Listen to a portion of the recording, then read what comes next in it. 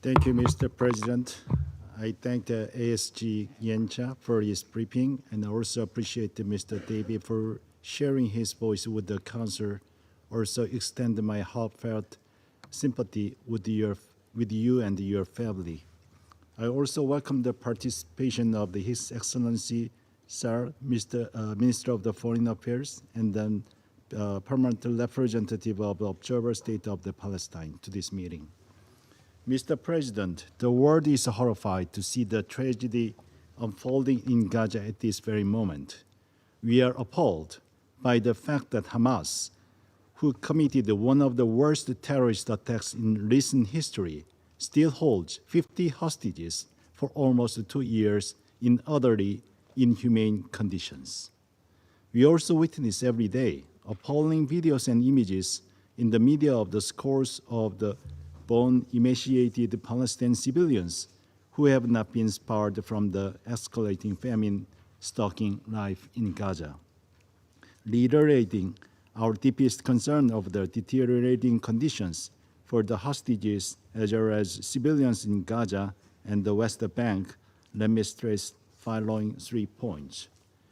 First, the swift and unhindered delivery of all humanitarian aid should be ensured at scale in full collaboration with the United Nations. Starvation must not be weaponized. We take note of the reports claiming Israel has begun tactical pauses for 10 hours a day in al-Mawasi, Deir al-Balah, and Gaza City. This announcement is better than nothing, but has not improved the hunger situation on the ground. Republic Korea calls on Israel to open all available crossings, ensure safe and speedy delivery of and the access to humanitarian aid. We call on Israel to uphold its commitments and then to expand the humanitarian pauses throughout the Gaza Strip. We also call on Israel to ensure the activities of the UN humanitarian agencies and their partners. Coordination must be limited to essential measures to guarantee their safe work, and there must not be any administrative hindrances. Second, the war in Gaza must end now. Thus, we reiterate our strong support for the efforts by the mediators, including the U.S. We understand that a deal to secure ceasefire and the release of the hostages is the only viable option for Israel to end the war.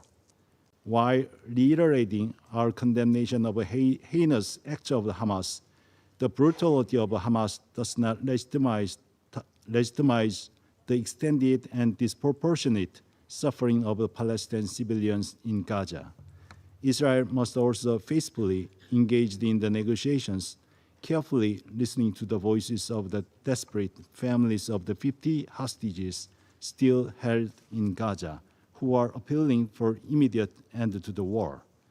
We hope that the mediators will continue their efforts to reach a deal that will lead to a permanent end to the war and release of all hostages. Third, all parties must prioritize peaceful coexistence and mutual recognition in line with the Resolution 2334. This resolution was a cornerstone agreement by the Council based on the urgent need to shift negative trends on the ground. All elements in the resolution must be fully respected. Republic of Korea fully supports the two-state solution as the only viable path forward. As such, we urge Israel to join the international call to enhance peace, prosperity, and dignity for all in Israel and Palestine. I thank you, Mr. President.